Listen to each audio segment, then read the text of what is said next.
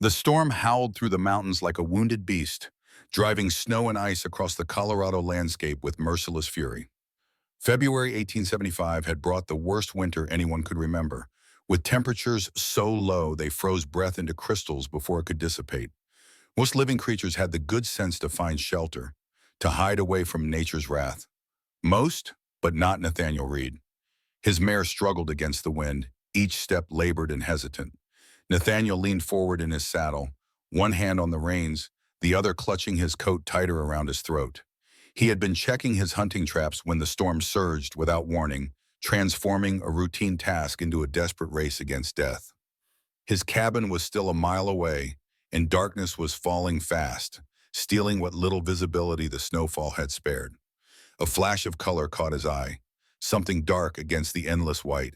Nathaniel pulled the mare to a stop, squinting through the swirling snow. There, perhaps 50 yards ahead, something disrupted the pristine landscape. He clicked his tongue, urging the horse forward at a cautious pace. As they drew closer, the shape resolved itself into a form that made Nathaniel's heart pound against his ribs. A human figure lay crumpled against the base of a pine tree, partially covered by drifting snow. Nathaniel was off his horse in an instant, boots crunching through the snow as he approached with measured steps. His right hand hovered near the revolver at his hip, caution born from years of experience. The mountains held many dangers, and not all of them came from nature. It was a woman.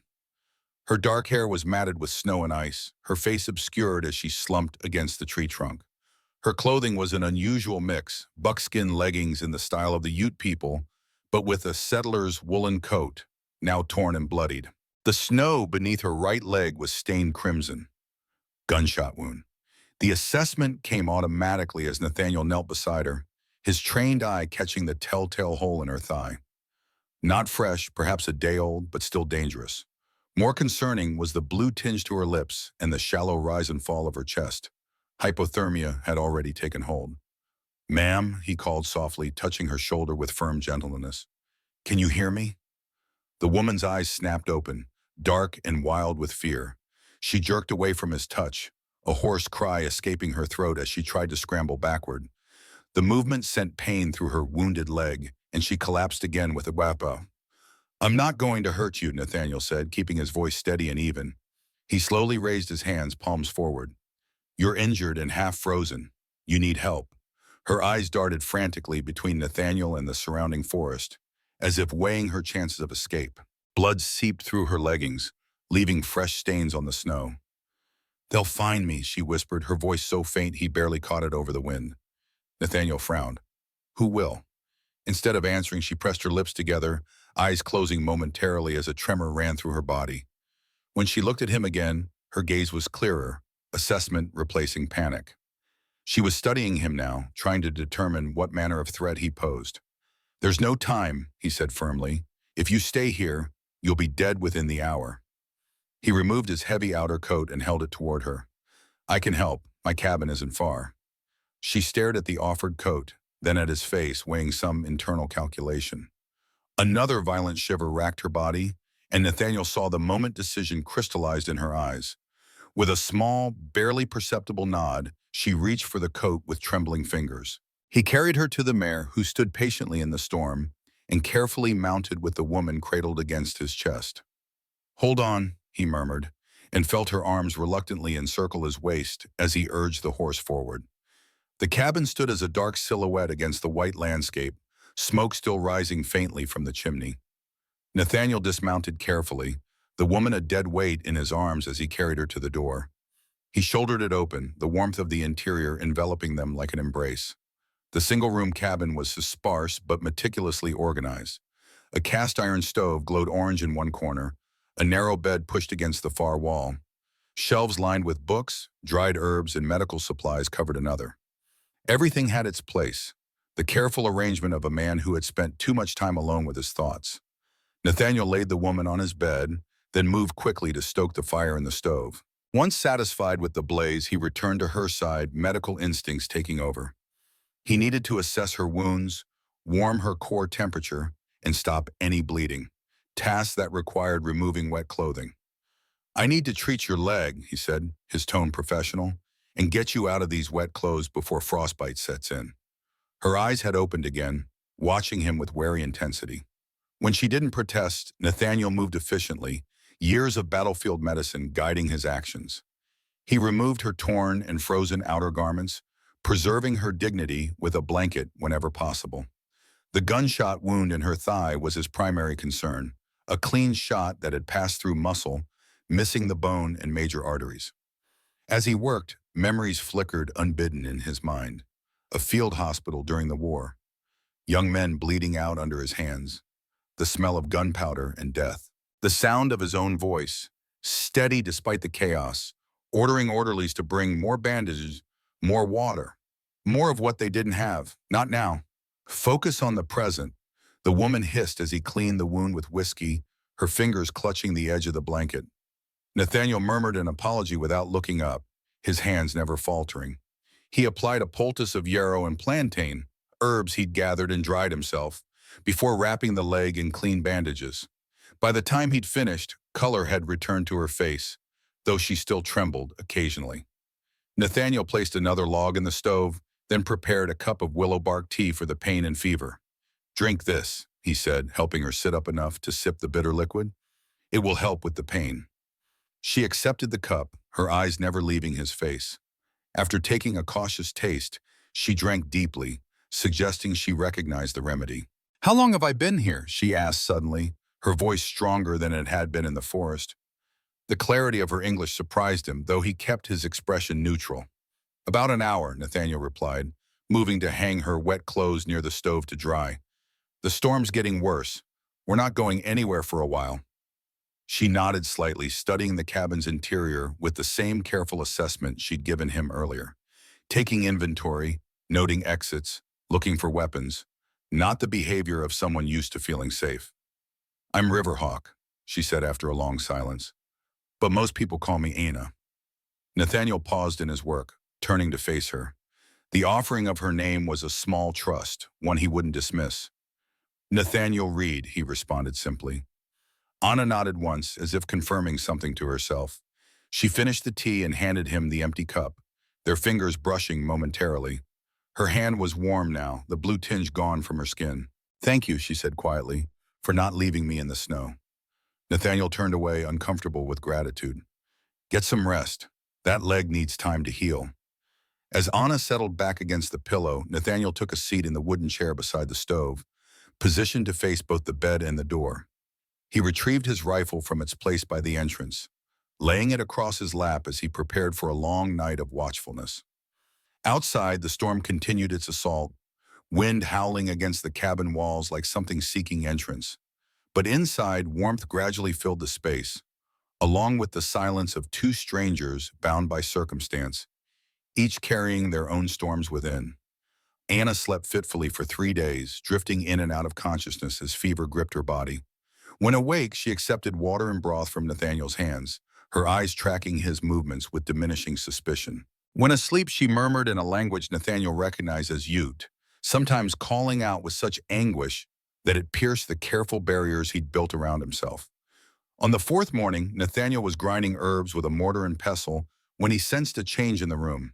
He looked up to find Anna fully awake, her dark eyes clear for the first time since he'd found her. "The fever's broken," he observed, setting aside his work. Anna nodded, adjusting herself to sit up against the headboard. "Your poultice helped, though you used too much yarrow and not enough golden seal."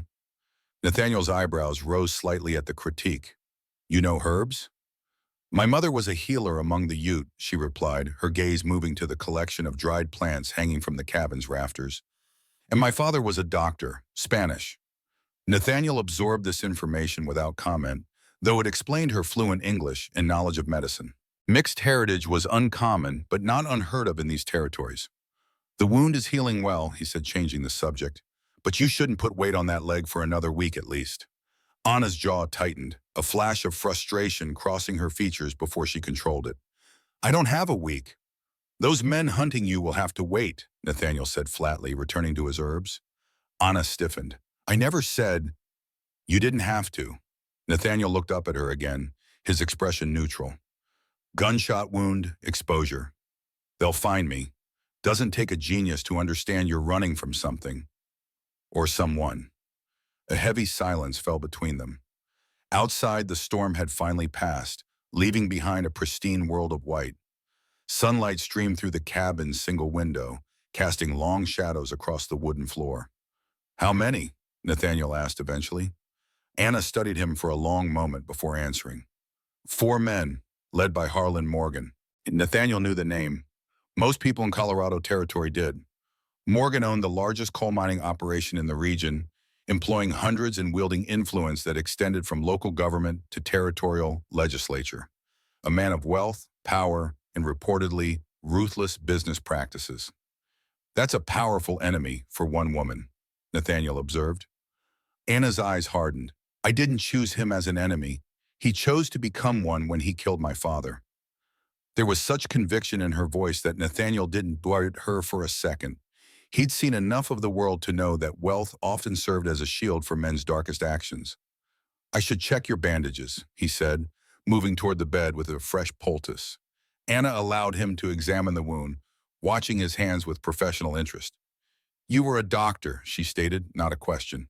Army surgeon during the war. Nathaniel worked methodically, cleaning the wound before applying fresh herbs. Which side? Does it matter? Anna shrugged slightly. Not to me. War is just men dying for other men's causes. Nathaniel's hands stilled for a moment, struck by the simple truth of her words. How many young men had he tried to piece back together, only to send them out to be broken again? How many had he failed to save? The image of a young private flooded his mind. Barely 18, gut shot, crying for his mother as Nathaniel worked frantically to stem the bleeding. The memory was so vivid he could almost smell the metallic tang of blood, hear the chaos of the field hospital around him. Doctor? Anna's voice pulled him back to the present. She was watching him closely, understanding in her eyes. You're far away. Nathaniel cleared his throat, finishing the bandage with practiced efficiency. Happens sometimes, he said gruffly. My people call it ghost sickness, Anna said quietly. When warriors return with spirits clinging to them, memories that won't let go. Nathaniel moved away, uncomfortable with her perception. He gathered the used bandages and disposed of them in the stove, keeping his back to her. You should rest more, he said, changing the subject. I need to check my traps. When he returned to the cabin, arms laden with firewood, he found Anna examining his collection of medical supplies. She had managed to move to the edge of the bed, her injured legs stretched out before her. In her hands was a worn leather medical bag, its contents spread across the blanket. You have laudanum, but no morphine, she observed without looking up, and your surgical instruments need sharpening. Nathaniel set down the firewood with more force than necessary. Those aren't for guests to rummage through. Anna looked up at him, unrepentant. If I'm going to be stuck here, I might as well make myself useful. I can prepare better poultices with what you have. Nathaniel wanted to be angry at the invasion of privacy, but the practical part of him recognized the value in her knowledge. Still, boundaries needed to be established. Next time, ask, he said firmly, removing his coat and hanging it by the door. Anna gathered the medical supplies back into the bag, wincing slightly as she moved. I will, though your organizational system leaves much to be desired. Despite himself, Nathaniel felt a smile threatening. Her forthright manner was oddly refreshing after so much solitude. He busied himself with stoking the fire, aware of her gaze on his back. Your belongings are there, he said, nodding toward a small pack near the door. I recovered what I could from where I found you. Anna's expression changed, alert and focused, as she looked at the pack. All of it. Nathaniel nodded, noticing the intensity of her reaction. Everything that was on you. Not much. Some food, a water skin, a knife. Relief flickered across her face, quickly masked. She gestured toward the pack. Would you mind? Nathaniel brought it to her, watching as she quickly searched through the contents. Her movements became more frantic until she pulled out a small, leather-bound journal, clutching it to her chest with palpable relief. Thank you, she whispered. And this time her gratitude seemed to reach somewhere deeper. Nathaniel's curiosity was piqued, but he respected her privacy enough not to ask. Whatever that book contained, it clearly held immense value to her. As evening approached, Nathaniel prepared a simple stew of dried venison and preserved vegetables. When the stew was ready, he brought a bowl to Anna, who had returned to sitting on the bed, the journal now hidden somewhere among her possessions. She accepted the food with a nod of thanks, inhaling the steam with appreciation. "It's been a long time since I've had a hot meal," she admitted, taking a careful spoonful. Nathaniel sat in his chair, his own bowl balanced on his knee. "How long have you been running?" Anna considered him over the rim of her bowl. 6 days, though it feels like a lifetime. "From where?" "A small settlement near Morgan's main mining operation. Coalfield." Nathaniel knew of it, little more than a company town where Morgan's word was practically law.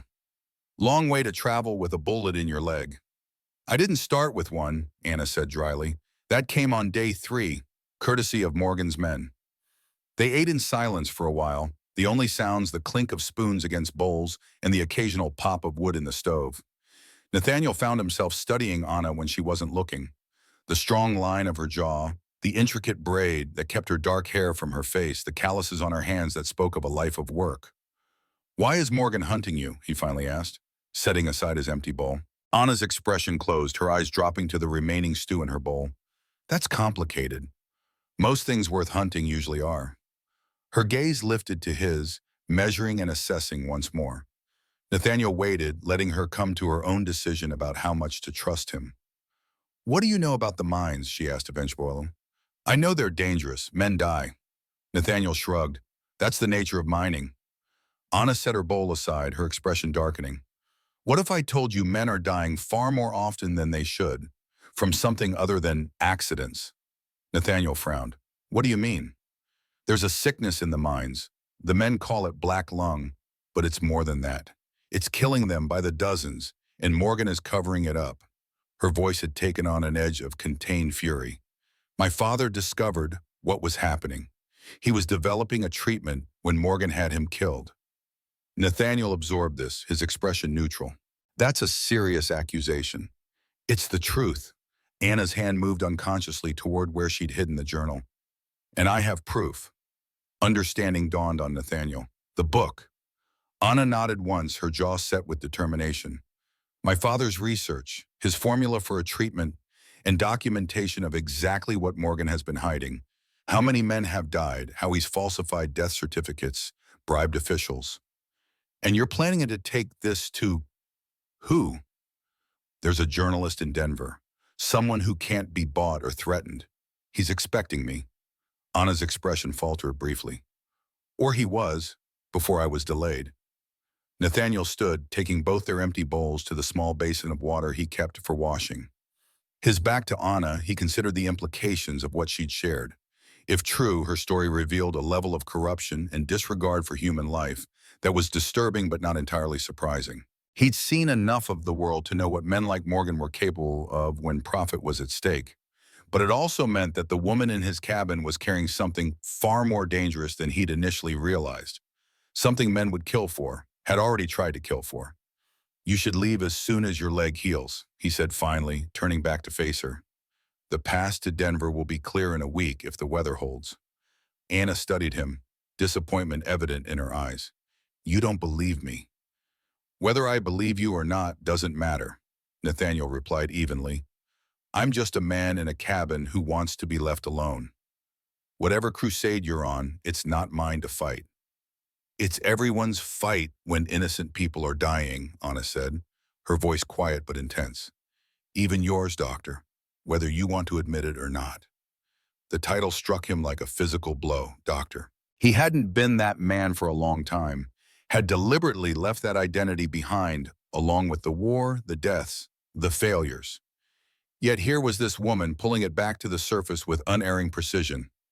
"Get some rest," Nathaniel said gruffly, turning away from her penetrating gaze. "Your body needs to heal." He moved to his chair, stretching out his legs toward the stove. It wasn't comfortable, but he'd slept in worse conditions. Anna watched him for a moment longer before settling back against the pillows. "Where will you sleep?" she asked. "I'll manage." Anna frowned slightly. "This is your bed. I can—" "You can stay where you are," Nathaniel interrupted. "Wounded patients don't sleep on floors." A moment of silence stretched between them. Then softly, "Thank you, Nathaniel." He nodded once, not looking at her, and reached to turn down the lamp. Darkness enveloped the cabin, broken only by the orange glow of the stove. Outside, the night was crystal clear after the storm, stars burning cold and distant in the mountain sky. Nathaniel closed his eyes but didn't sleep. His mind was too full of what Anna had told him, of Morgan and mines and men dying from poisoned lungs. And beneath those thoughts, a deeper current, the uncomfortable realization that after years of chosen isolation, he now had someone under his roof who needed protection. Someone who, despite his better judgment, he was already starting to care about. The journal lay open on the table between them, its pages covered in a cramped, precise handwriting, interspersed with detailed diagrams of lungs, herbs, and chemical formulas. Some sections were written in what appeared to be a complex cipher, the letters arranged in patterns that made no sense to Nathaniel's untrained eye. "This is what Morgan wants," Anna said, her finger tracing the edge of a particularly dense page of notes. "My father's complete formula for treating black lung disease." It was morning, a week after Nathaniel had found Anna in the snow. Her fever had not returned, and the wound in her leg was healing cleanly. She moved around the cabin with the help of a crutch Nathaniel had fashioned from a sturdy branch, her strength returning day by day. "And you can read this?" Nathaniel asked, studying a section of cipher. Anna nodded. "My father taught me his code when I was a child. We used it as a game at first, passing secret messages. Later, when his work became more sensitive, it became necessary." Nathaniel turned a page, finding a detailed drawing of a plant he recognized. "Blue cohosh, not common around here." "No, but essential to the treatment." Anna tapped another page with similar illustrations. "Combined with these other herbs and certain minerals, it creates a compound that can help clear the lungs and reduce inflammation." "And your father tested this?" "It works." Anna's expression darkened. It was working. The miners he treated secretly were showing improvement. That's why Morgan had him killed. The treatment threatened to expose what was happening in the mines. Nathaniel sat back in his chair, absorbing the implications. If what Anna said was true, Morgan wasn't just covering up unsafe conditions. He was actively silencing those who might reveal them, protecting his profits at the cost of human lives. "Why didn't your father take this to the authorities?" he asked. Anna gave him a look that questioned his naivety. "Morgan owns the local sheriff, the territory officials. Even the doctor in Coalfield is on his payroll, signing death certificates that list consumption or natural causes instead of what's really killing these men." She closed the journal, her hand lingering protectively on its cover. "My father tried working within the system. He appealed to Morgan indirectly, thinking he might not know the extent of the problem. But Morgan knew. He just didn't care." Nathaniel understood then why this mission meant so much to Anna. It wasn't just about justice or exposing corruption. It was about finishing what her father had started, about making his death mean something. "You mentioned it a journalist in Denver," Nathaniel said. "How can you be sure he's not in Morgan's pocket too?" "Samuel Fletcher. He's known for exposing corruption in the mining industry. He's written pieces that have led to actual reforms." Anna's voice held a note of hope. "And he was my father's friend. They corresponded for years." Nathaniel nodded slowly, considering their options. The pass to Denver would be treacherous but navigable with proper preparation. Anna's leg needed more time to heal, but they couldn't wait too long. If Morgan's men were searching the area. "We need supplies," he said finally. "I'll have to go into town." Anna looked up sharply. "Pinecrest? Morgan will have men watching." "Probably, but we need medicine, food, ammunition." Nathaniel stood, moving to check his revolver. "And there's someone there who might help us. A pharmacist named Solomon. I've traded with him before." "Can he be trusted?" Anna's question held the wariness of someone who'd learned the hard way about misplaced trust. "As much as anyone can be these days," Nathaniel replied honestly. "He has no love for Morgan. The mining company tried to force him out of business last year to make way for their company store." Anna considered this, then reached into her pack and removed a sealed envelope. "Give him this. If he really can be trusted, he'll know what it means." Nathaniel took the envelope, noting the name written in the same precise handwriting as the journal. "Isaac Solomon. Your father knew him?" "They studied together in Boston, many years ago." A small smile touched Anna's lips. Before my father scandalized society by marrying a Ute woman and moving west. Nathaniel tucked the envelope inside his coat. I'll leave at first light tomorrow. Should be back by nightfall if the weather holds. Anna nodded, her expression serious. Be careful. Morgan's men won't hesitate to shoot a stranger who asks too many questions. I'm not planning on asking questions, Nathaniel said. Just getting supplies and information. Nothing suspicious about that. Everything is suspicious to men with something to hide, Anna countered. Nathaniel couldn't argue with that. He'd seen enough of the darker side of human nature to know she was right. I'll be careful, he promised, his tone softening slightly. They spent the remainder of the day preparing. Nathaniel made a list of necessary supplies while Anna mixed herbal remedies from his existing stock, improving his poultices with her knowledge of traditional Ute medicine. There was an easy rhythm to their work, a comfortable silence that required no filling. In the quiet darkness, with Anna's steady breathing beside him, Nathaniel felt an unexpected peace settle over him. The cabin had been his sanctuary for years, a place to hide from the world and its pain. Yet now, with Anna's presence, it had transformed into something else entirely. Not a refuge from life, but a place where life might begin again. As sleep claimed him, his thoughts drifted to the journey ahead. Not just the physical path to Denver, but the harder road back to the world of the living. A journey he'd never expected to take again. Dawn broke over the mountains in a wash of pale gold, turning the snow-covered landscape into a sea of glittering diamonds. Nathaniel stood on the cabin porch, the morning air sharp in his lungs as he checked his saddlebags one final time. His breath formed clouds in the frigid air, dissipating slowly in the stillness. Behind him, the cabin door opened. Anna stood in the threshold, leaning on the crutch he had fashioned for her, a woolen blanket draped over her shoulders.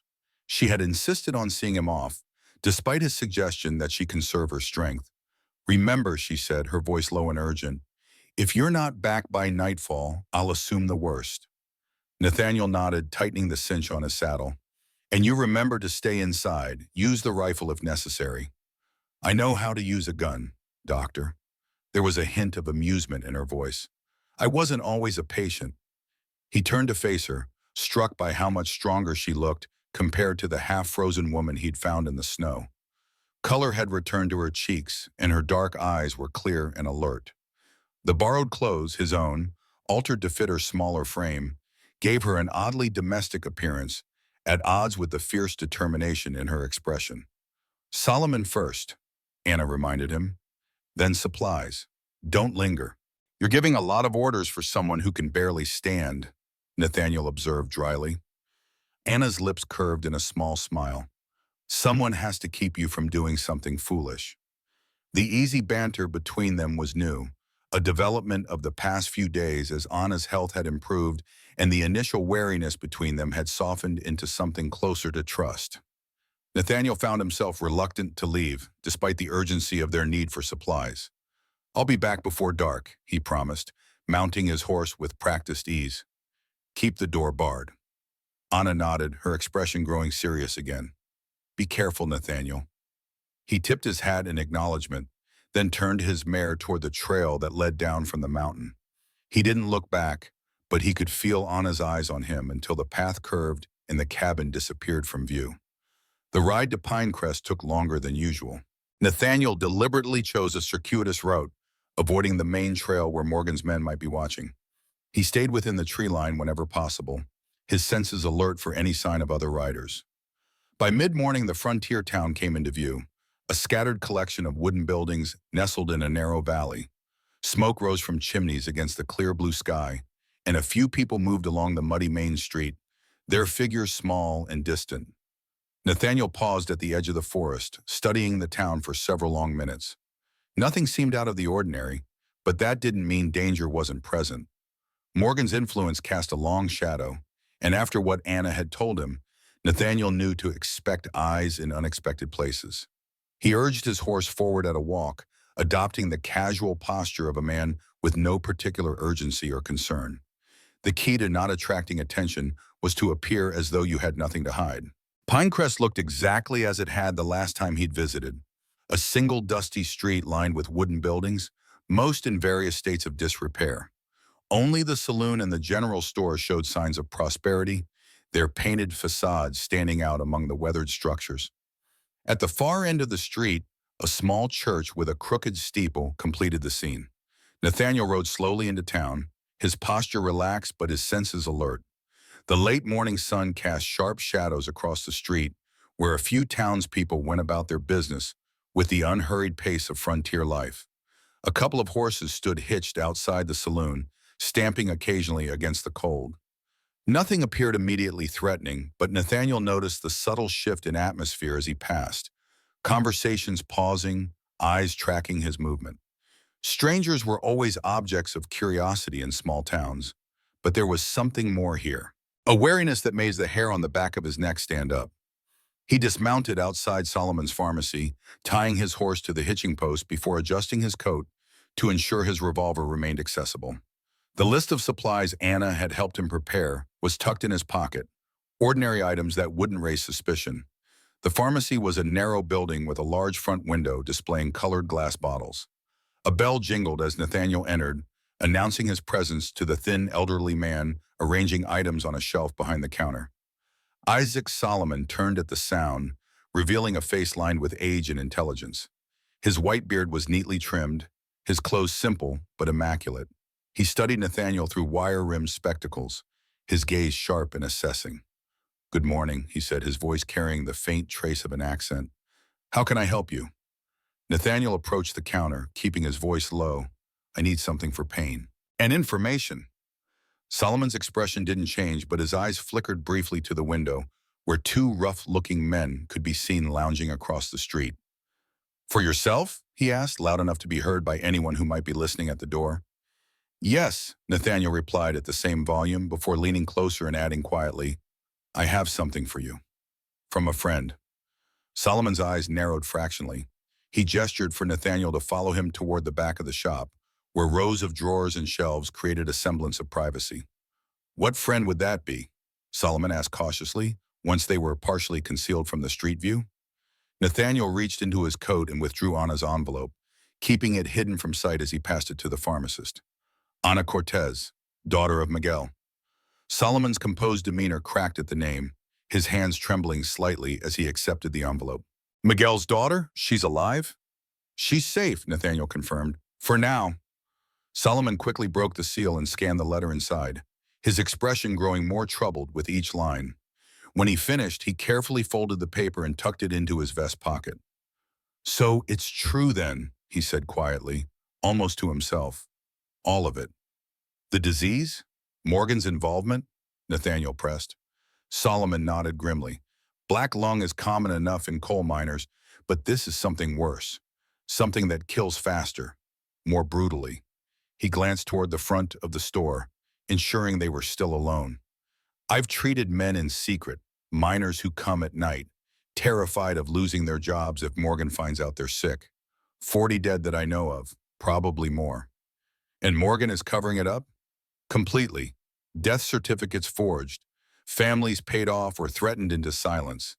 The company doctor is his puppet." Solomon's voice held controlled fury. "I tried to help Miguel investigate. That's why they targeted my business last year. Tried to drive me out." Nathaniel processed this information, which confirmed everything Anna had told him. "We need your help. Anna has her father's research, a treatment that works. But we need to get it to Denver, to a journalist who can expose Morgan." Solomon moved to a cabinet, unlocking it with the key from his pocket. "What do you need?" "Medicine for her leg, supplies for the journey, and information. How many men does Morgan have watching the roads? Is there a safe route to Denver?" The pharmacist gathered various bottles and packages as Nathaniel spoke, wrapping them carefully in paper. "Morgan has men everywhere, at least 6 in town right now, including those 2 watching you. The main road to Denver is certainly being watched." He handed the package to Nathaniel. "There's a trail through the high country, dangerous this time of year, but passable with care. It adds 3 days to the journey but avoids Morgan's patrols." He quickly sketched a rough map on a piece of paper and included it with the medicines. "The blue bottle is laudanum for pain. The brown powder is an antibiotic compound. Mix with water for her wound." Nathaniel tucked everything into his coat. "Thank you." Solomon gripped his arm suddenly, his eyes intense behind the spectacles. Miguel was my friend for 40 years. His daughter carries work that could save hundreds of lives. His voice dropped even lower. Be careful. Morgan is more dangerous than you know. I understand. Solomon released him, composing himself once more. In a louder voice, he said, take 1 teaspoon of the tonic morning and night for your rheumatism. That will be 75 cents. Nathaniel paid, maintaining the pretense for any watching eyes. As he turned to leave, Solomon added quietly, there's something else you should know. Sheriff Cooper lost his brother to the lung sickness last month. He might help you if approached carefully. One more thing, Cooper added, lowering his voice further. Reardon's been acting strange lately, missing meetings with Morgan, taking time off. Word is his son works the north shaft at the Blackwater mine, hasn't been seen in weeks. Some say the boy's got the sickness bad. Could be why Reardon's been so desperate to find that journal. More than just following Morgan's orders. This unexpected information gave Nathaniel pause. A sheriff who might be sympathetic could be a valuable ally, or a dangerous complication if Morgan had him under surveillance. I'll keep that in mind, he replied, before heading back to the front of the store. Outside, the two men still loitered across the street, making no effort to disguise their observation. Nathaniel ignored them, securing his purchases to his saddle with deliberate calm. His next move needed to be natural, nothing that would arouse further suspicion. The general store seemed the logical choice, a traveler restocking before heading back into the mountains. He led his horse down the street, feeling the watcher's eyes on his back. Inside, he purchased the items on his list with minimal conversation, keeping his manner unremarkable despite the heightened awareness coursing through him. As he stepped back onto the street, a new figure caught his attention, a man in a worn leather vest with a sheriff's star pinned to it. Sheriff Cooper stood outside the saloon, watching the street with deceptively casual interest. He was perhaps 50, with graying hair and a weathered face that spoke of years in the elements. Nathaniel considered Solomon's information. If Cooper had lost his brother to the mine sickness, he might indeed be sympathetic to Anna's cause. But approaching him directly was too risky with Morgan's men watching. As Nathaniel deliberated, the sheriff's gaze met his briefly, an unreadable expression passing across the older man's face. Then, almost imperceptibly, Cooper nodded toward the alley beside the saloon before turning and walking in that direction. A clear invitation, or possibly a trap. Nathaniel weighed his options quickly. Every instinct urged caution, but Solomon had suggested Cooper might be an ally, and they needed all the help they could get. After a moment's hesitation, Nathaniel secured his purchases and led his horse toward the alley, his right hand casually close to his revolver. The narrow passage between the saloon and the adjacent building was dim and smelled of stale beer and urine. Cooper stood halfway down, leaning against the weathered boards of the saloon as though taking a moment's rest. When Nathaniel approached, the sheriff spoke without looking at him. You're not from around here. Just passing through, Nathaniel replied neutrally. Cooper finally turned to face him, his eyes hard and evaluating. Funny time of year to be passing through. Roads are barely passable. I live up in the high country. Come down for supplies when needed. Uh-huh. Cooper's gaze flicked to the street, then back to Nathaniel. And your visit to Solomon has nothing to do with a certain half-Ute woman Morgan's been hunting? Nathaniel's expression remained impassive, though his muscles tensed. I don't know what you're talking about. Cooper gave a short, humorless laugh. Save it. I saw you pass him something. I've been watching Solomon for weeks. He was Miguel Cortez's friend. And what's your interest in Dr. Cortez? Nathaniel asked, his hand now resting openly on his revolver. Something shifted in Cooper's weathered face, a flash of pain quickly masked. My brother Thomas was one of the first miners to get sick. Miguel treated him in secret. Didn't charge a penny. He looked away, his jaw working. Didn't save him in the end, but he tried. More than Morgan's pet doctor ever did. Nathaniel studied the sheriff, looking for any sign of deception. That doesn't explain why you're approaching me. Because I know what you're carrying, Cooper's voice dropped lower. Or rather, who you're helping. The Cortez girl is alive, isn't she? When Nathaniel didn't answer, Cooper continued, Morgan's offering $1,000 for her and her father's book. Every bounty hunter and desperate fool in the territory will be looking. Why are you telling me this? Cooper met his gaze directly. Because Miguel Cortez was a good man who didn't deserve what happened to him. And because 43 miners have died of that lung sickness in the past year, including my brother. He spat into the dirt. Morgan's getting away with murder, and nobody's doing a damn thing about it. Nathaniel considered his next words carefully. If Cooper was sincere, he could be a valuable ally. If he was setting a trap, revealing too much could be fatal, not just for Nathaniel, but for Anna. If someone wanted to get to Denver without using the main roads, he said finally, what route would you recommend? Cooper seemed to accept this cautious engagement. The high trail past Willow Creek. Dangerous this time of year, but Morgan's men don't patrol it. Too difficult. He reached into his vest and pulled out a folded piece of paper. Map, more detailed than anything Solomon could draw you. Nathaniel accepted the map but didn't examine it. Why help us? I told you, my brother.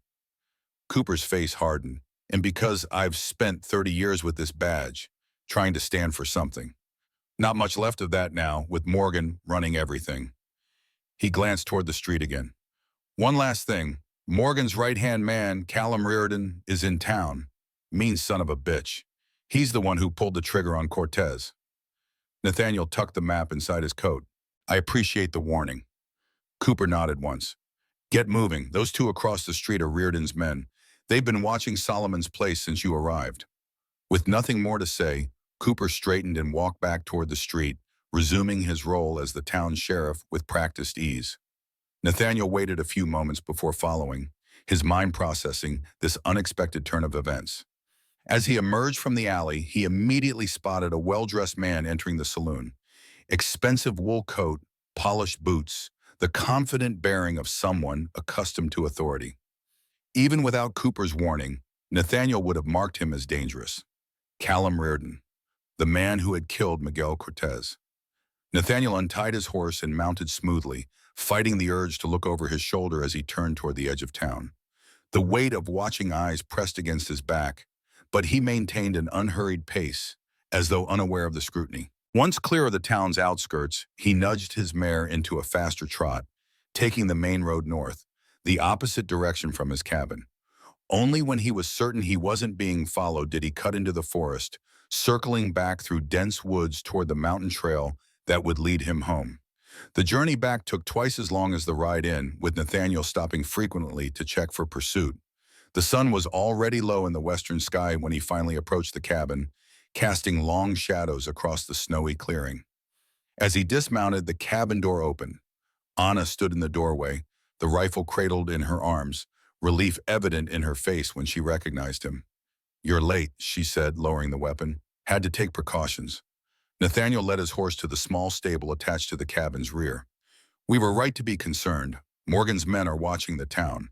Anna followed him, her movement still hampered by her injured leg but significantly improved from a week ago. Did you find Solomon? Yes, and more than we expected.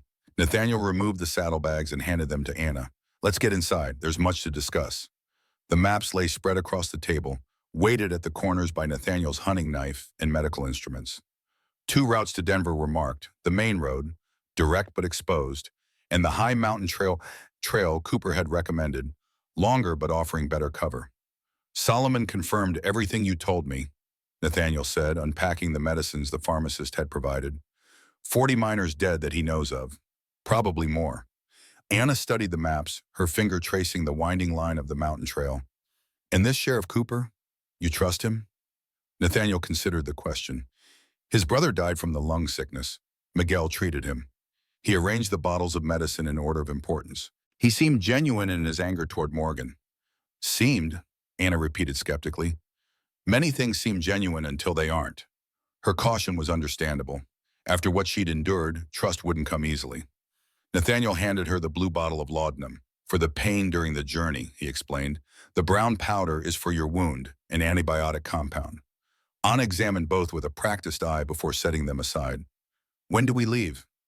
2 days, Nathaniel decided. You need to be stronger, and we need to prepare properly. The high trail will be challenging, especially with your injury. Anna frowned but didn't argue. She knew as well as he did that rushing unprepared into the mountains would be foolish.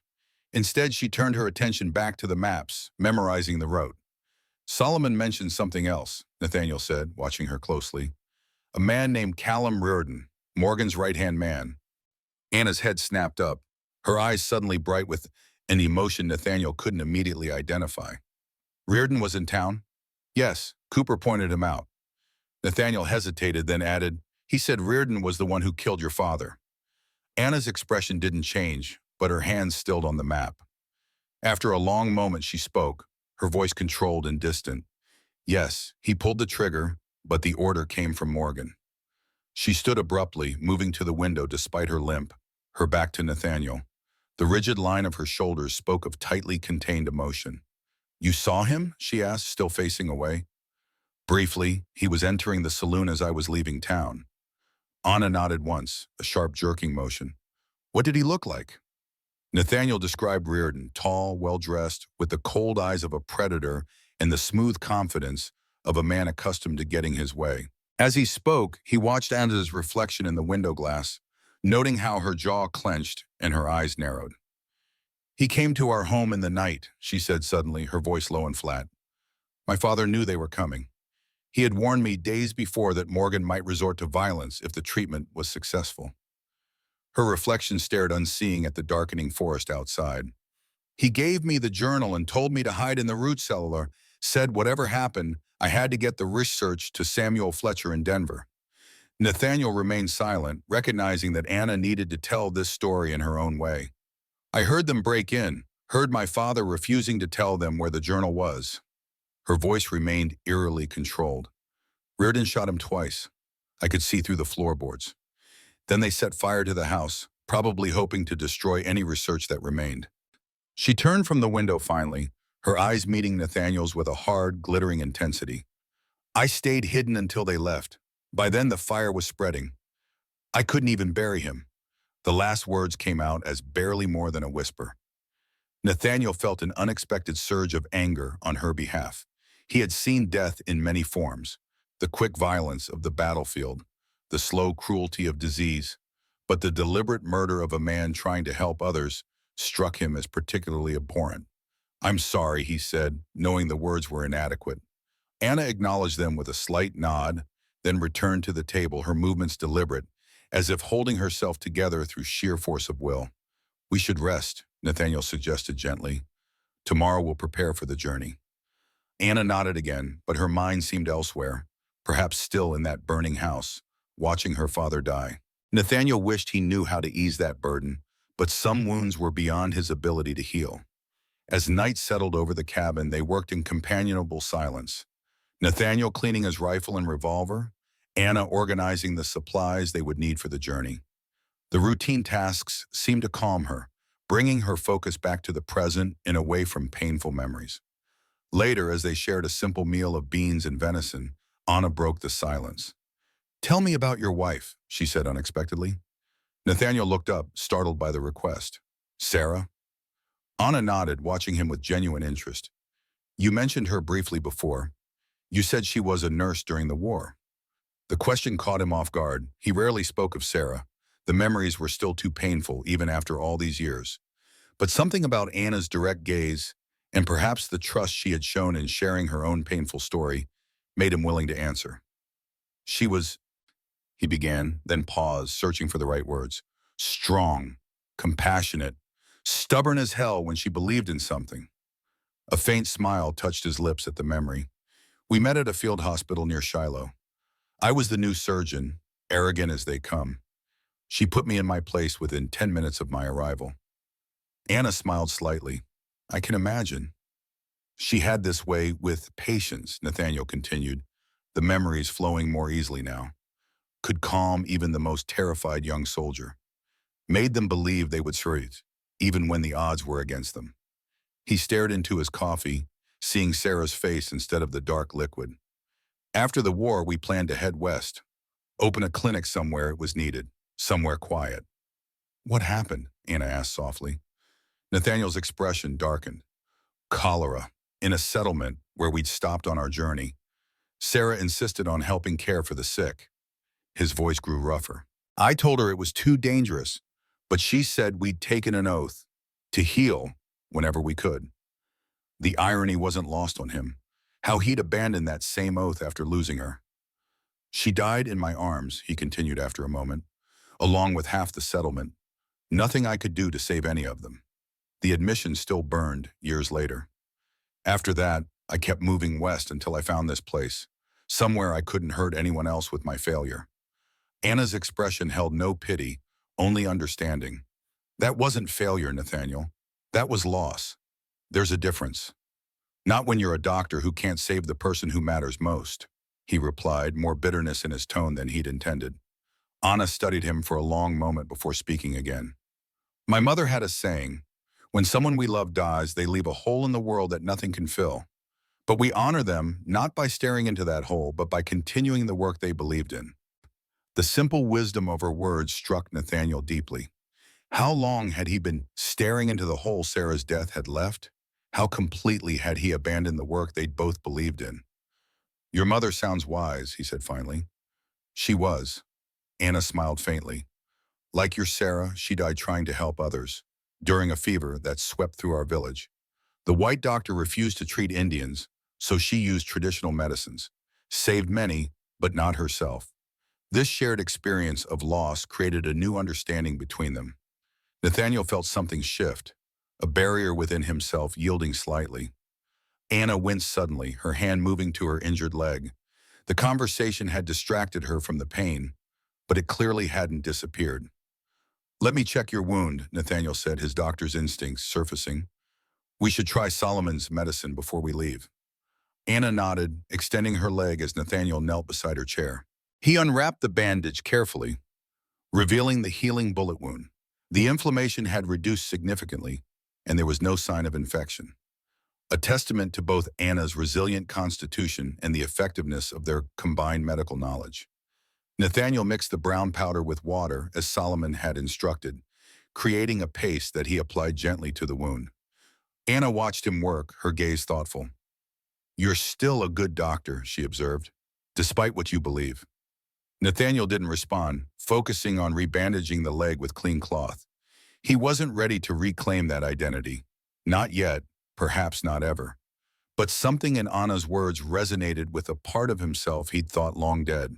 When he finished, their eyes met, and for a moment something unspoken passed between them. A recognition of shared pain, shared purpose, and perhaps something more. Anna's hand covered his briefly, a simple touch that conveyed gratitude and understanding more effectively than words. Nathaniel pulled away first, uncomfortable with the sudden intimacy. You should sleep, he said, rising to his feet. Tomorrow will be a full day of preparation. Anna nodded, recognizing his retreat for what it was. Thank you for the medicine and for sharing about Sarah. Nathaniel acknowledged her words with a slight nod before moving to bank the fire for the night. Outside, an owl called in the darkness, its mournful sound carrying across the silent forest. Within the cabin, two lonely souls had found an unexpected connection, a fragile bridge across the chasms of their separate griefs. The next 2 days passed in a flurry of preparation. They packed only essentials, food, medicines, ammunition, spare clothing, knowing that every extra pound would slow them on the difficult mountain trail. Nathaniel serviced his weapons meticulously, cleaning each component of his rifle and revolver until they gleamed in the lamplight. Anna studied the maps until she could recite each turn and landmark from memory. On the morning of their departure, Nathaniel rose before dawn. The cabin was cold, the fire having burned low during the night. He stoked it quickly, filling the kettle for coffee. Outside, the sky was still dark, stars fading as the first hint of dawn crept over the eastern mountains. He moved quietly, not wanting to wake Anna yet. She needed every bit of rest before the journey ahead. As he prepared a simple breakfast, he found himself glancing frequently at her sleeping form. Even in sleep, she maintained a certain tension, as though never fully surrendering to vulnerability. In the week and a half since he'd found her in the snow, Anna had transformed from a near stranger to, what? Not quite a friend, not exactly a patient anymore. Something undefined that made Nathaniel increasingly aware of her presence, her movements, the cadence of her voice. He pushed these thoughts aside as Anna stirred, awakened by the smell of coffee and the sounds of his preparation. It's time? She asked, immediately alert. Nathaniel nodded, pouring coffee into a tin cup and bringing it to her. Sun will be up soon. We should be on the trail by first light. Anna accepted the coffee gratefully, inhaling its aroma before taking a cautious sip. How many days to Denver? 5 if the weather holds and we make good time. Nathaniel returned to the stove to serve the breakfast. Corn mush sweetened with the last of his honey. Longer if we encounter problems. We will, Anna said matter-of-factly. Morgan's men won't give up easily. Nathaniel couldn't argue with her assessment. The price on Anna's head ensured they would face determined pursuit. Their only advantage was the difficulty of the route they'd chosen and their head start. They ate quickly, speaking little. The gravity of the journey ahead settled over them, pushing aside the more personal conversations of the previous evening. When they finished, Nathaniel cleared the dishes while Anna dressed for travel, adding layers of clothing to protect against the bitter mountain cold. Take this, Nathaniel said, handing her his spare revolver. 6 shots. Make them count if it comes to that.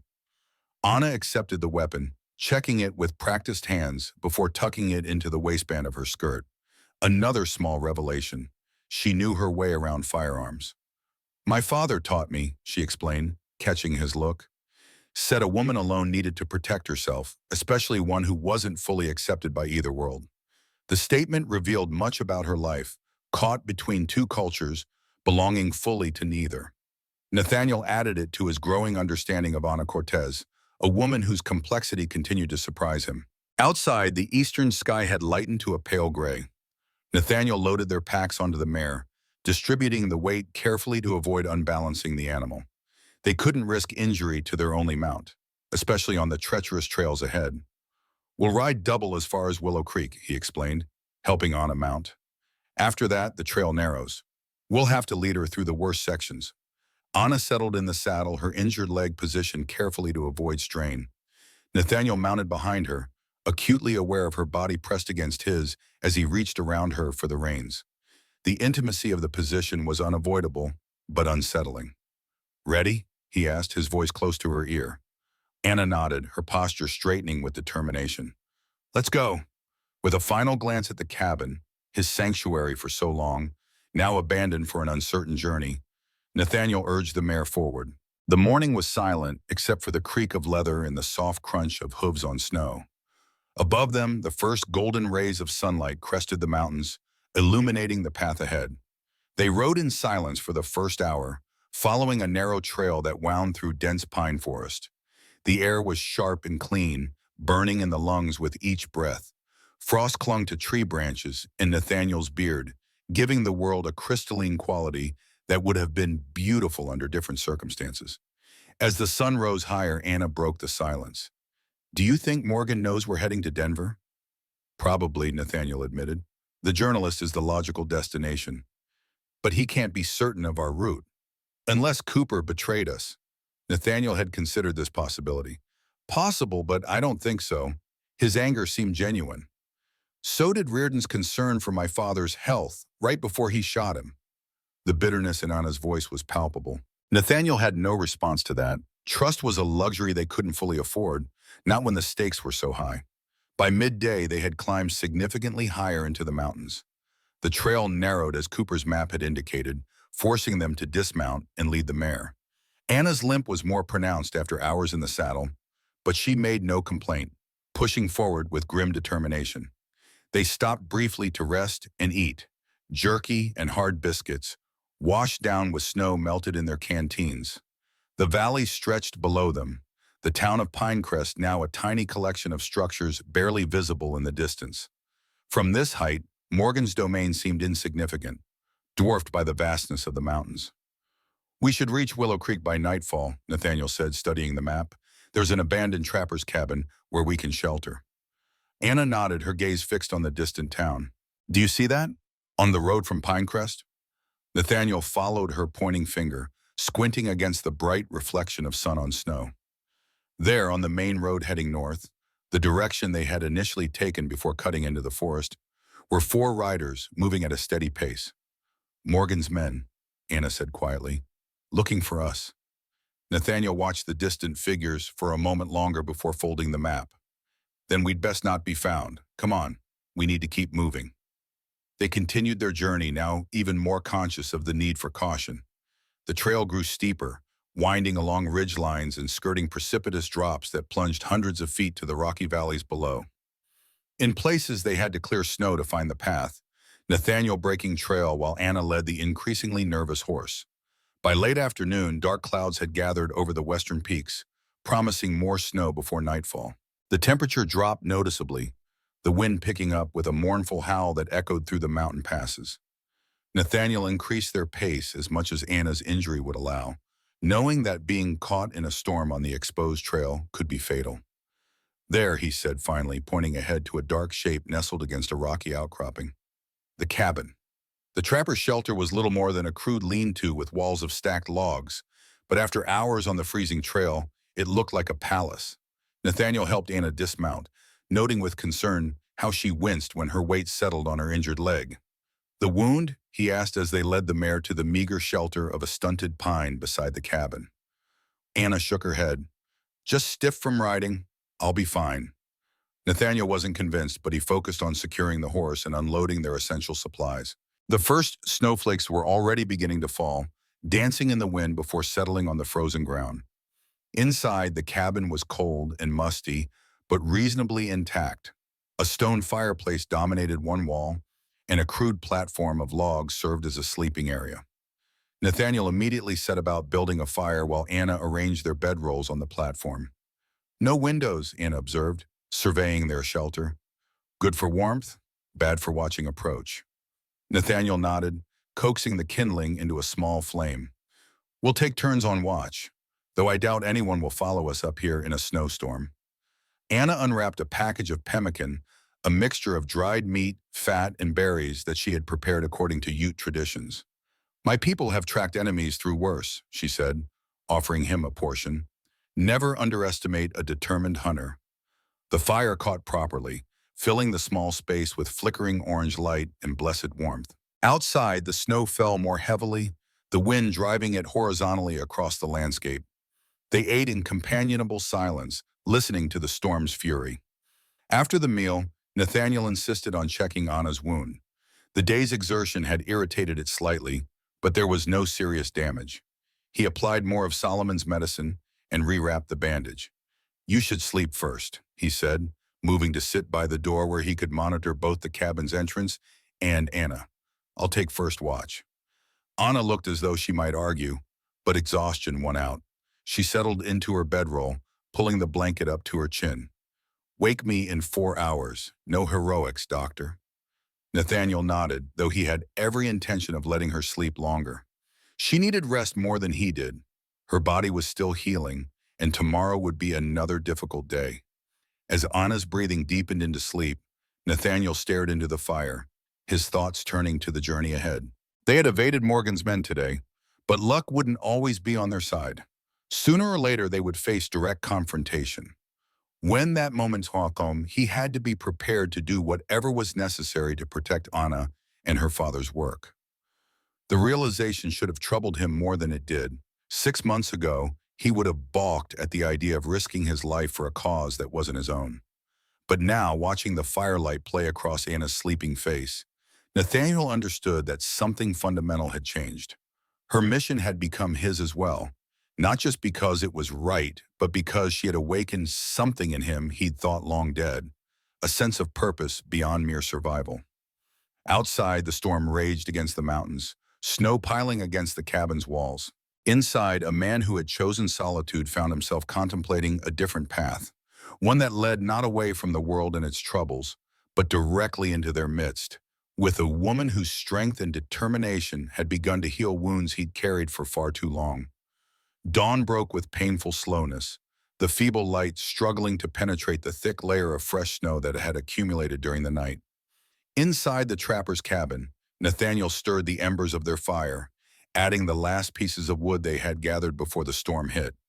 The small flame cast dancing shadows across the rough walls, but did little to dispel the bone-deep cold that had settled during the night. Anna slept on, her breathing deep and even. Nathaniel had never woken her for her watch, choosing instead to keep vigil through the long hours of darkness. He studied her now in the dim light. The strong lines of her face softened in sleep, the intricate braid of her dark hair coming loose around her shoulders. In repose, the fierce determination that animated her features had given way to a vulnerability that made something tighten in his chest. He looked away, uncomfortable with the direction of his thoughts. They had more pressing concerns than the unexpected feelings developing between them. The storm had delayed their journey, and every hour increased the risk of Morgan's men finding their trail. Outside, Nathaniel checked on the mare, brushing away the snow that had accumulated on the crude lean-to they had constructed for shelter. The animal nickered softly in recognition, steam rising from her nostrils in the frigid air. The sky above was clearing, the storm having spent its fury during the night, but the temperature had dropped significantly. The snow crunched beneath his boots, frozen solid in the bitter cold. When he returned to the cabin, Anna was awake, already rolling up her bedding with efficient movements. "You didn't wake me," she said, an accusation in her tone. "You needed the rest more than I did," Nathaniel replied, adding snow to their pot to melt for coffee. Anna frowned but didn't argue. Instead, she moved to the doorway, surveying the transformed landscape. The fresh snow blanketed everything, erasing landmarks and softening the rugged terrain into gentle, flowing curves. Beautiful but treacherous. "How much farther to the next shelter?" she asked. Nathaniel consulted Cooper's map, tracing their route with a gloved finger. "Eagle Pass is about 7 miles. Difficult terrain. Then another 5 to the old mining cabin where we can spend the night." 12 miles in these conditions? Anna's expression was dubious as she glanced at the deep snow outside. "With one horse between us?" "We don't have a choice," Nathaniel said grimly. "We're exposed here. The storm covered our tracks, but once it clears completely, Morgan's men will be searching." They ate a hasty breakfast of cold pemmican, saving the coffee for their canteens. The hot liquid would provide welcome warmth on the trail. As they packed their meager supplies, Nathaniel noticed Anna testing her injured leg, putting weight on it carefully. "How is it?" he asked. "Stiff, but functional," she replied with characteristic practicality. Solomon's medicine helped. They set out as the sun crested the eastern mountains, casting long blue shadows across the pristine snow. The mare struggled through the drifts, forcing them to break trail on foot. They took turns leading the way, Nathaniel insisting on taking the longer shifts to spare Anna's injured leg. Progress was painfully slow, each mile earned through grueling effort. By midday, they had covered barely 4 miles. They paused in the shelter of a rocky overhang to rest and eat. Anna's face was flushed with exertion, her breathing labored, though she made no complaint. Nathaniel could see the pain in her eyes, however, in the rigid way she held herself when she thought he wasn't looking. "Let me check your leg," he said, kneeling beside her in the snow. Anna began to protest but stopped at his expression. She extended her leg reluctantly, allowing him to roll up the layers of fabric. The bandage showed a small spot of fresh blood. The wound had reopened slightly from the strain of their journey. "It's nothing," she insisted when she saw his frown. "It's not nothing," Nathaniel countered, reaching into his pack for fresh bandages and Solomon's medicine. "If it gets infected up here, we're in serious trouble." He worked quickly, cleaning and rebandaging the wound with practiced hands. Anna watched him, her expression unreadable. "We should turn back," she said suddenly. Nathaniel looked up, surprised. "What?" "To your cabin. Wait until spring, when the passes are clear." Her voice was tight with suppressed pain. "This is madness, trying to cross the mountains in winter." "You were the one insisting we couldn't wait," Nathaniel reminded her, securing the bandage. "That was before I realized how much I'd slow us down." Anna's gaze was direct, unflinching. "The truth is, I'm a liability like this, and there is too much at stake for me to be the reason we fail." Nathaniel finished with the bandage and sat back on his heels, studying her. "Then, is that what you really want, to turn back?" Anna looked away, her profile sharp against the white landscape. "What I want is for my father's work to reach Denver, for Morgan to face justice, for the miners to receive treatment." Her hands clenched in her lap. "But I'm not sure this is the way." "There is no other way," Nathaniel said quietly. "The main roads are watched. Your leg will heal, but the miners Morgan is killing don't have that luxury." He stood, offering his hand to help her up. "We keep going, together." Anna hesitated, then took his hand, allowing him to pull her to her feet. For a moment, they stood close, their joined hands between them, something unspoken passing in their shared gaze. Together then, she agreed softly. They continued their journey, the terrain growing more challenging as they approached Eagle Pass.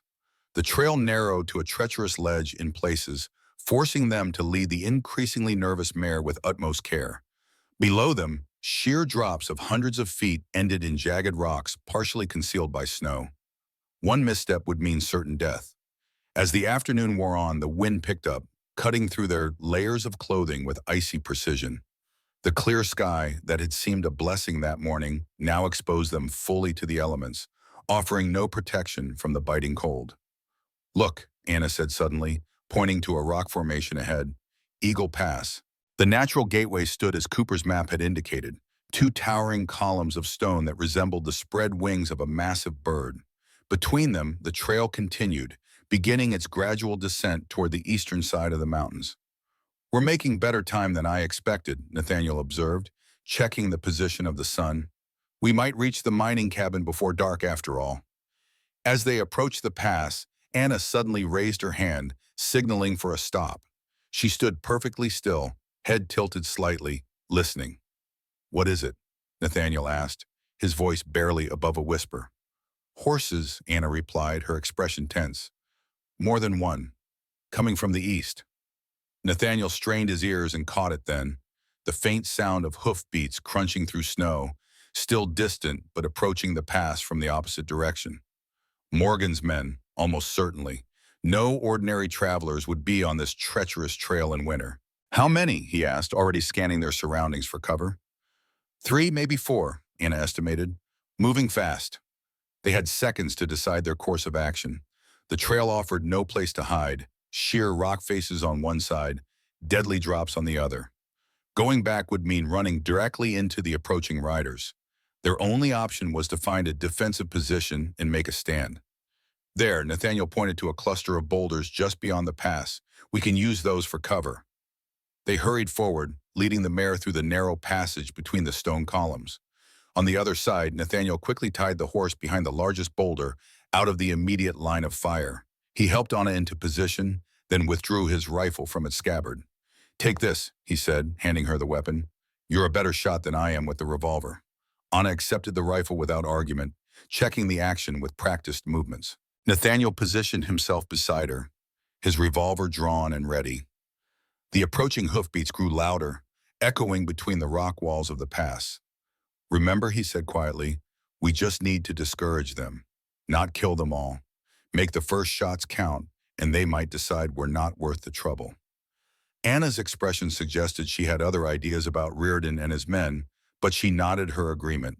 They settled into position, using the boulders for cover, waiting as the riders drew closer. The first horseman appeared at the far end of the pass, a burly man in a heavy coat, rifle resting across his saddle. Behind him came 3 more riders, spread out in a loose formation that suggested military experience.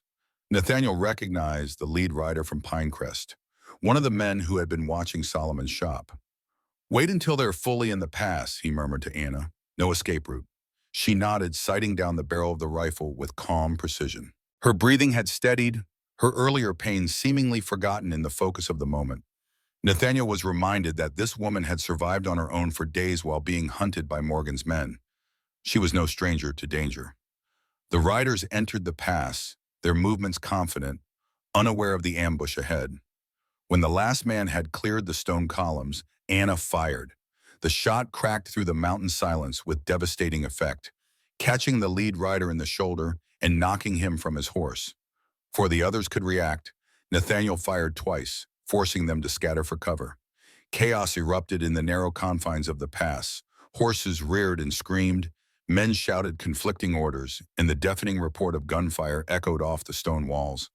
Anna fired again, her aim deliberate, winging a second rider who cursed and dropped his weapon.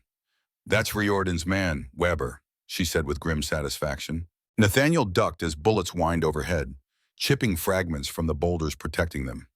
The remaining riders had recovered from their initial surprise and were returning fire with determination, trying to flank their position. They're trying to get around us, Nathaniel warned, firing again to keep them pinned down.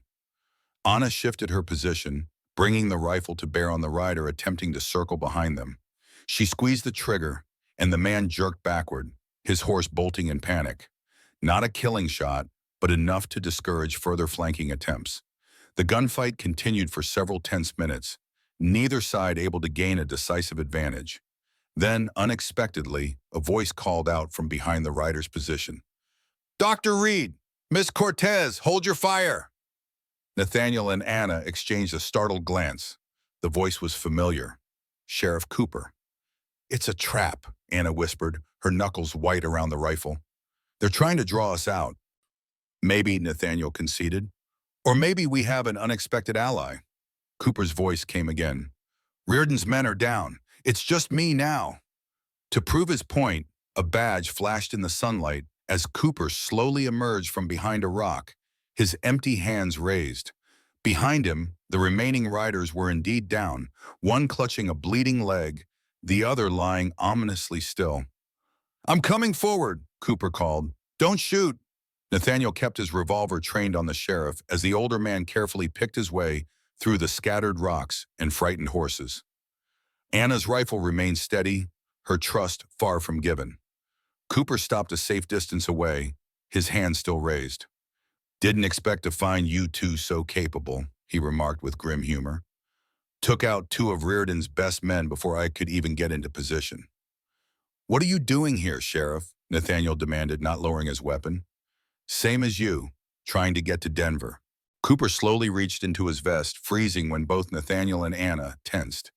"Easy now, just showing you something." He withdrew a folded document, holding it up for them to see. "Affidavit, my testimony about Morgan's operations, the deaths, the cover-ups. Thought it might help your case with that journalist." Anna's rifle barrel dipped slightly, confusion crossing her features. "You're helping us? Why now? Why not back in Pinecrest?" Cooper's weathered face hardened. "Because Reardon figured out I was sympathetic to your cause. Came to my office last night, made threats. Said Morgan was losing patience with my lack of cooperation." His mouth twisted bitterly. "I've spent 30 years wearing this badge, trying to stand for something. Couldn't stomach being Morgan's puppet any longer." Nathaniel studied the sheriff carefully, looking for any sign of deception. He saw only exhaustion and a kind of desperate resolve in the older man's eyes. "How did you find us?" he asked. "Followed Reardon's men," Cooper replied. "They picked up your trail where you left the main road. I've been tracking them since yesterday." He gestured to the fallen riders. "Was planning to warn you before they caught up, but you handled that part yourselves." Anna finally lowered her rifle, though her expression remained wary. "Is Reardon with them?" Cooper shook his head. "No, he's still in Pinecrest coordinating the search. These were just his advanced scouts." He looked over his shoulder at the injured men. "They won't be reporting back anytime soon, but more will come." "We need to move," Nathaniel decided, holstering his revolver, "before the weather turns again." They gathered their belongings quickly, Nathaniel keeping a watchful eye on Cooper, while Anna prepared the mare. The sheriff helped secure one of the injured men to his own horse, instructing him to ride back for help. "What about him?" Anna nodded toward the motionless rider, her voice devoid of emotion. Cooper checked the man briefly. "Dead. Bullet caught him just right." He glanced at Anna, something like respect in his gaze. "You're shot?" She nodded once, her expression unreadable. Nathaniel watched her, concerned by the flat look in her eyes. Taking a life, even in self-defense, left marks on the soul. He knew that better than most. They left the pass behind, 3 riders on 2 horses, following the trail as it wound downward toward the eastern slopes. Cooper rode ahead, his local knowledge proving valuable as they navigated the treacherous terrain. Nathaniel and Anna followed on the mare, their bodies pressed close by necessity. "Are you all right?" Nathaniel asked quietly, feeling the tension in Anna's back where it rested against his chest. "I've never killed a man before," she replied after a long pause. Her voice was steady, but Nathaniel could hear the subtle tremor beneath her words. "I thought I would feel something. Satisfaction, maybe. Justice for my father." Well, she shook her head slightly. "I just feel cold." Nathaniel understood. The first time he had taken a life, a Confederate soldier who had surprised him in a field hospital, he had felt the same numbing emptiness followed later by waves of guilt and self-recrimination that threatened to drown him. It never gets easier, he said honestly. Not if you're the kind of person who should be doing it. Anna was silent for a long moment, absorbing his words. Then almost imperceptibly, she leaned back against him, accepting the small comfort of human contact. Nathaniel tightened his arm around her waist, an instinctive gesture of protection and support. They rode in silence for the next hour, each lost in private thoughts as the landscape gradually changed around them. The stark, snow-covered peaks gave way to more gentle slopes, dotted with pine and aspen. The air grew marginally warmer as they descended, though darkness would bring freezing temperatures again. Cooper led them off of the main trail as the sun began its descent, following a barely visible path that curved around the shoulder of the mountain. After another half-mile, a small structure came into view, the abandoned mining cabin that would shelter them for the night. Unlike the crude trappers' lean-to, this cabin had been built for longer-term habitation. Its walls were solid logs chinked with mud and moss, and a stone chimney rose from the sloped roof. The door hung crookedly on leather hinges, but the structure itself appeared sound. Used to be the foreman's cabin for the Blue Eagle mine, Cooper explained as they dismounted. Played out 10 years ago. Trappers and hunters use it occasionally, so there should be some firewood inside. Nathaniel helped Anna down, noting how she winced when her weight settled on her injured leg. The long ride and the stress of the gunfight had taken their toll. Cooper noticed as well, his brow furrowing with concern. "Wound giving you trouble?" he asked. Anna straightened, masking her discomfort with practiced ease. "Nothing I can't handle." Cooper nodded, not pressing the issue. "I'll see to the horses. You two get a fire started." Inside, the cabin was dusty but intact. A crude table and two stools occupied the center of the single room, and a platform bed stood against one wall. A stone fireplace dominated the opposite wall, a small stack of wood beside it, left by previous occupants, as Cooper had predicted. Nathaniel immediately set about building a fire while Anna explored the cabin's meager furnishings. She found a dented pot and several cups, which she took outside to clean with snow. By the time Cooper joined them, the fire was crackling cheerfully, pushing back the gathering darkness and filling the cabin with welcome warmth. "How's the leg?" Nathaniel asked Anna quietly as she settled beside the fire. "Bleeding again," she admitted, too tired to maintain pretense. "Not badly, but it's painful." Nathaniel retrieved the medical supplies from their packs, gesturing for Anna to extend her leg. Cooper busied himself melting snow for coffee, giving them a semblance of privacy. The wound looked worse than Nathaniel had feared. The day's exertion had torn some of the healing tissue, and the edges showed signs of inflammation. He cleaned it carefully, applying the last of Solomon's antibiotic powder before rebandaging it with fresh cloth. "You need rest," he said firmly. "A full day, at least." Anna shook her head, her jaw set stubbornly. "We can't afford to stop." "We can't afford for you to lose that leg to infection either," Nathaniel countered. "One day, then we continue." Cooper joined the conversation, offering them cups of steaming coffee. "He's right, Miss Cortez. I know these mountains. Next stretch is the hardest yet. 15 miles of rough country before we reach safer terrain. You'll need your strength." Anna looked from Nathaniel to Cooper, recognizing the logic of their argument but clearly frustrated by the delay. Finally, she nodded reluctantly. "One day, no more." With the decision made, they settled into the routine of making camp, preparing a simple meal, arranging bedrolls, establishing watches for the night. Cooper volunteered for the first shift, positioning himself near the cabin's single window where he could observe the approach trail. As night fully claimed the mountain, Nathaniel found himself watching Anna as she sat by the fire, her father's journal open in her lap. She studied the pages with intense concentration, occasionally making notes in the margins with a stub of pencil. The firelight played across her features, highlighting the strong line of her jaw, the delicate arch of her cheekbones, the determined set of her mouth. She must have sensed his gaze, for she looked up suddenly, her dark eyes meeting his across the flames. Something unspoken passed between them, an acknowledgement of the bond that had formed during their journey, forged through shared danger and mutual respect. "You should sleep," she said softly. "I'll wake you for second watch." Nathaniel nodded, though they both knew he would likely let her sleep through the night again. He stretched out on his bedroll, his body aching from the day's exertions, yet his mind remained alert, processing the events at Eagle Pass and their implications. Morgan's men had found their trail once. They would do so again, especially now that they knew the general direction of their flight. The addition of Cooper to their party was an unexpected development, potentially valuable for his knowledge of the terrain and his testimony against Morgan, but also another responsibility, another life Nathaniel was now committed to protecting. As exhaustion finally claimed him, Nathaniel's last conscious thought was of Anna's face in the firelight, and the realization that somewhere along this dangerous journey, his commitment to her cause had become something far more personal than he had ever intended. Nathaniel woke to the sound of quiet conversation. Dawn light filtered through the cabin's small window, casting a pale square on the rough wooden floor. Cooper and Anna sat at the table, heads bent over the maps, discussing routes and landmarks in low voices. "The trouble spot is here," Cooper was saying, his finger tracing a line on the paper. "Narrow trail, steep drop-off.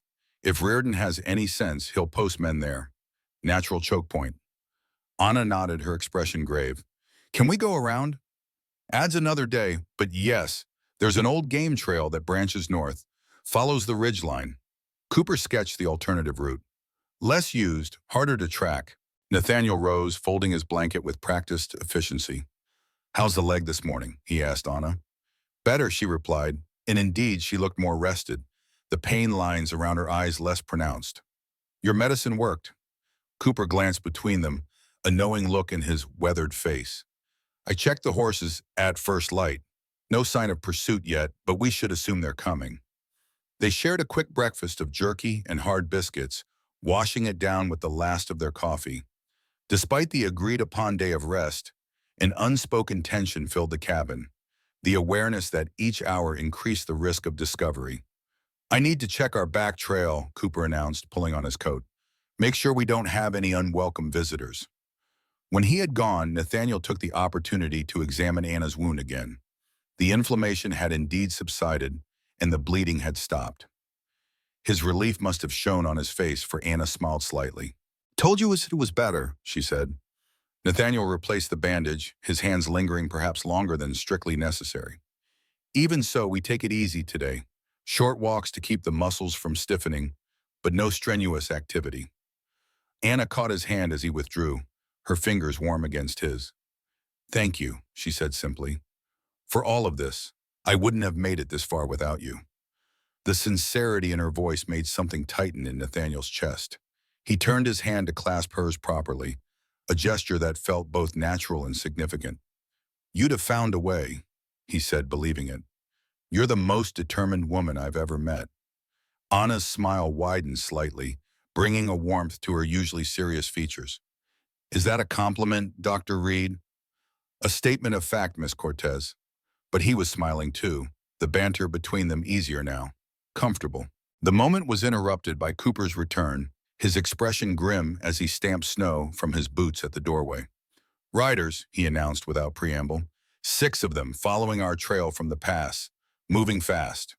The atmosphere in the cabin shifted instantly from warm companionship to alert tension. Nathaniel rose, mentally calculating distances and times. "How far?" he asked. 3 miles, maybe less," Cooper replied, moving to the window to scan the approach. "They'll be here within the hour." Anna was already gathering their belongings, her movements quick and decisive. "So much for our day of rest." "Wait," Nathaniel said, raising a hand. "Let's think this through. If we run now, they'll just follow our tracks. Fresh snow means a clear trail." Cooper nodded his agreement. "He's right, we need a different approach." "What do you suggest?" Anna asked, tension evident in her voice. The men exchanged a look, a plan already forming between them. "Ambush," Cooper said simply. "Same as at the pass, but this time we choose the ground." Anna's eyes widened slightly, then narrowed in consideration.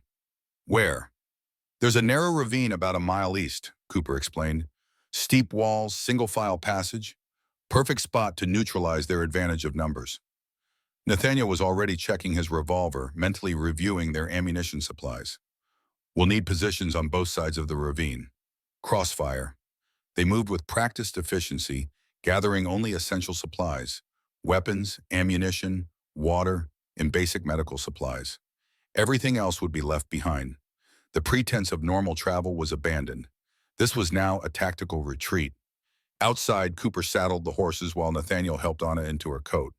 Her face was pale but determined, her movements controlled despite the pain she must still be feeling. "Are you sure about this?" Nathaniel asked quietly. "We could try to outrun them." Anna shook her head. "Cooper's right. They'll just follow our tracks. Better to deal with them now on our terms." She checked the rifle Nathaniel had given her hands steady and capable. "Besides, I owe Reardon for my father. And for this." She gestured to her injured leg. Nathaniel recognized the dangerous mix of determination and vengeance in her eyes. "This isn't about revenge, Anna. It's about survival." "Can it be both?" she countered, but her expression softened slightly at his concern. "I won't do anything foolish, if that's what you're worried about." They rode east at a trot, Cooper leading the way to the ravine he had described. The morning was clear and cold, the sun glinting off the snow with painful brightness. Under different circumstances, the beauty of the mountain landscape would have been breathtaking. Now it was merely the backdrop for a deadly confrontation. The ravine appeared exactly as Cooper had described, a narrow cleft between towering rock walls, barely wide enough for a single horse to pass. At its eastern end, the trail emerged onto a small plateau before continuing down toward the foothills. The perfect place for an ambush. "I'll take the north side," Cooper decided, dismounting and securing his horse behind a cluster of boulders. "You two take the south. Wait until they're all in the ravine before firing." Nathaniel helped Anna to their position, a natural shelf about 20 feet up the ravine wall, offering both cover and a clear view of the passage below. He arranged rocks to provide additional protection, then settled beside her with his revolver ready. "Remember," he said quietly, "aim for the horses first. Unmounted men in deep snow are limited in their options." Anna nodded, her expression focused as she sighted down the rifle barrel, testing her field of fire. Cooper had positioned himself similarly on the opposite wall, his experienced eye evaluating angles and distances. Then came the waiting, the most difficult part of any ambush. Minutes stretched endlessly as the morning advanced, the sun climbing higher in the cloudless sky. Nathaniel found himself hyper-aware of every sound, the soft sigh of the wind through the pines, the occasional creak of settling snow, the steady rhythm of Anna's breathing beside him. It was Anna who heard them first, her body tensing as she caught the distant sound of hoofbeats. "Coming," she whispered, adjusting her position slightly for a better angle. Nathaniel strained his ears and caught it then, the unmistakable sound of multiple horses approaching at a trot. Across the ravine, Cooper had also heard, signaling his readiness with a raised hand. The first rider appeared at the western entrance to the ravine, a tall man in a black coat, rifle balanced across his saddle. Even at a distance, Nathaniel recognized the confident posture, the air of authority. Callum Reardon himself, leading the pursuit. Behind him came 5 more riders, all heavily armed, spread out in a practiced formation. Anna's breath caught when she saw Reardon. Her finger tightened on the rifle's trigger, and for a moment Nathaniel feared she would fire prematurely, driven by the raw emotion of confronting her father's killer. He placed a steadying hand on her arm, a silent reminder of their plan. She glanced at him, a complex mix of emotions in her dark eyes, then nodded once and returned her attention to the approaching riders. Her breathing steadied, her posture relaxed into the calm focus of an experienced marksman. Reardon hesitated at the entrance to the ravine, studying the narrow passage with obvious suspicion. He signaled for 2 of his men to dismount and advance on foot, scanning the rock walls for any sign of an ambush. The caution of a man who had survived many dangerous situations. Nathaniel and Anna pressed themselves lower behind their cover as the men passed beneath their position, rifles ready. Across the ravine, Cooper remained perfectly still, a shadow among shadows. The dismounted men moved slowly through the ravine, checking each possible hiding place with methodical thoroughness. Finding nothing, they signaled the all-clear to Reardon, who nudged his horse forward into the narrow passage. The remaining riders followed, maintaining their spacing as they navigated the confined space. Cooper's signal came when the last rider had entered the ravine, a sharp whistle that echoed between the rock walls. Instantly, Anna fired, her shot striking Reardon's horse in the shoulder. The animal screamed and reared, throwing its rider before collapsing in the snow. Chaos erupted as Nathaniel and Cooper opened fire from their elevated positions, bullets ricocheting off rock and metal with deadly precision. The ravine became a killing ground, with the riders caught in a devastating crossfire with nowhere to retreat. Two men went down in the initial volley, one dead before he hit the ground, the other wounded and screaming. The surviving riders returned fire desperately, bullets chipping stone inches from Nathaniel's head. He ducked lower, pulling Anna down beside him as a fusillade of shots peppered their position. "Reardon," he shouted over the deafening gunfire. Anna risked a glance over their cover. Down but moving, behind his horse. Cooper maintained steady fire from his position, methodically targeting each rider. His experience showed in his economy of movement, his careful shot selection. Another man fell, clutching his chest as he toppled from the saddle. The gunfight continued for several frantic minutes, neither side able to gain a decisive advantage. Then Nathaniel noticed movement at the eastern end of the ravine. One of the riders had broken free and was circling back, attempting to flank their position. "Anna," he shouted, pointing out the threat. She swung the rifle around, tracking the moving rider, but before she could fire, a shot from below caught her in the shoulder, spinning her backward with its impact. Nathaniel's world narrowed to a single point. Anna crumpled against the rock, blood spreading across her coat sleeve. Cold fury replaced fear as he returned fire, emptying his revolver at the shooter below. From his peripheral vision, he saw Cooper take down the flanking rider with a precise shot to the chest. Only Riordan remained now, sheltered behind his fallen horse. Nathaniel reloaded quickly, his attention divided between the threat below and Anna's condition beside him. "How bad?" he asked tersely, not taking his eyes off Riordan's position. Anna had pressed a hand to her shoulder, blood seeping between her fingers. "Clean through," she managed, her voice tight with pain but steady. "I can still shoot."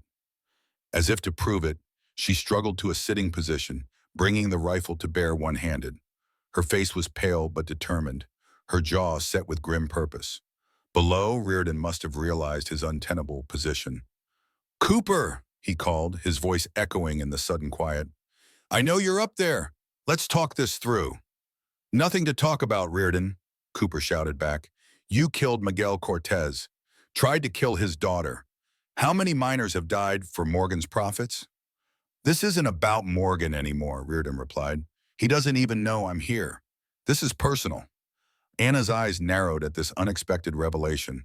She and Nathaniel exchanged a glance, both recognizing the implications.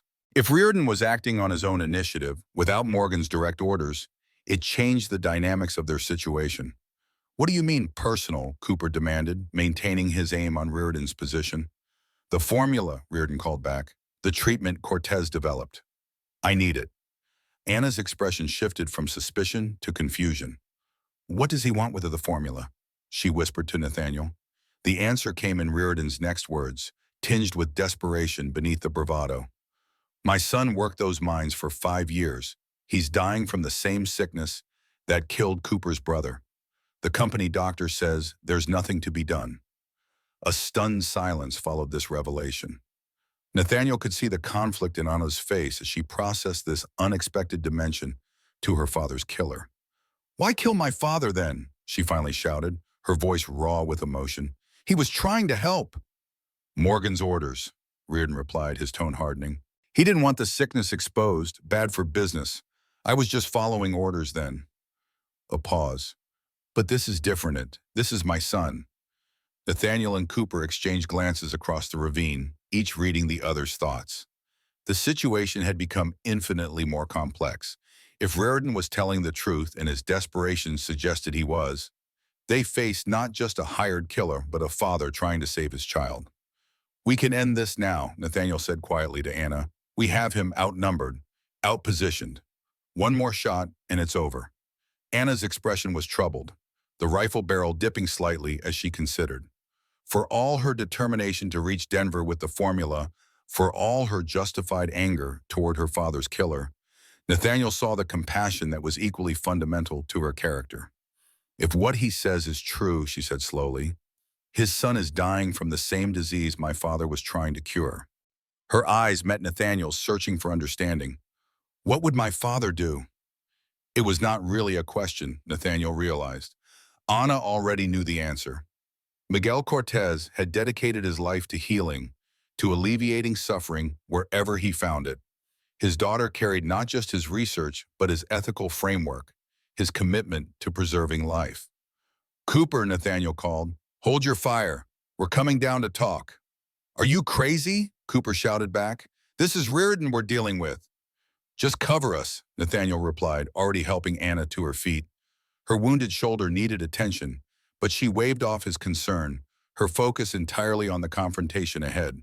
They descended carefully, Anna leaning on Nathaniel for support, the rifle still ready in her good hand.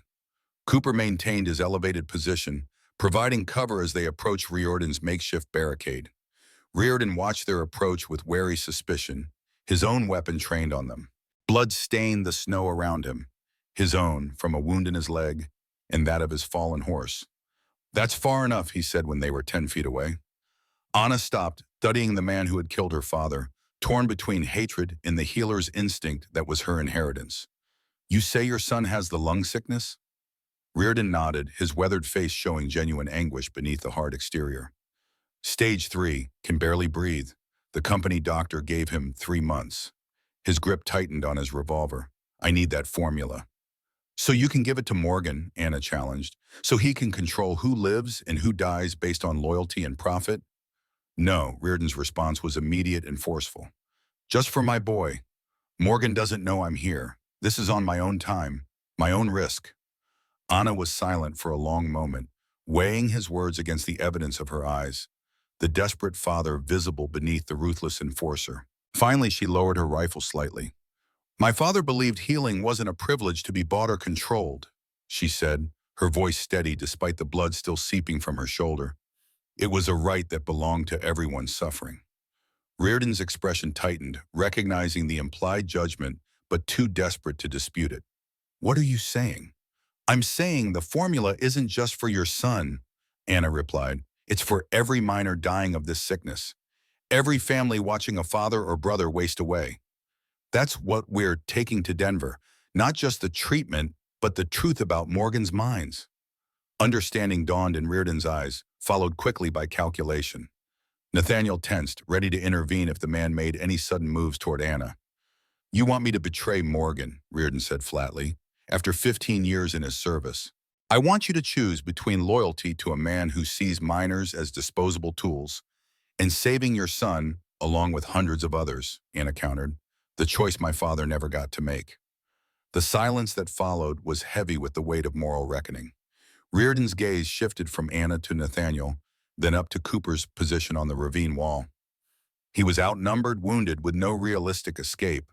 But beyond the tactical assessment, Nathaniel could see the internal struggle of a man forced to confront the consequences of years of unquestioning loyalty. What's your offer? Reardon asked finally. Come with us to Denver, Anna said without hesitation. Testify against Morgan. Add your evidence to Cooper's, to my father's research. In return, I'll treat your son with the formula myself. Reardon laughed harshly. You think Morgan would let my boy live once I turned on him? He'd make an example of him before I even reached Denver. Then send for your son, Nathaniel suggested, speaking for the first time. Have him meet us in Denver. Once the story breaks, Morgan's power will be broken too. Reardon considered this, his expression unreadable. And my men? He gestured to the fallen riders around the ravine. Just leave them here? The wounded can ride back to Pinecrest, Cooper called down from his position. Bury the dead. That's more than Miguel Cortez got. Another long silence followed as Reardon weighed his options. Finally, with the reluctant pragmatism of a survivor, he nodded once.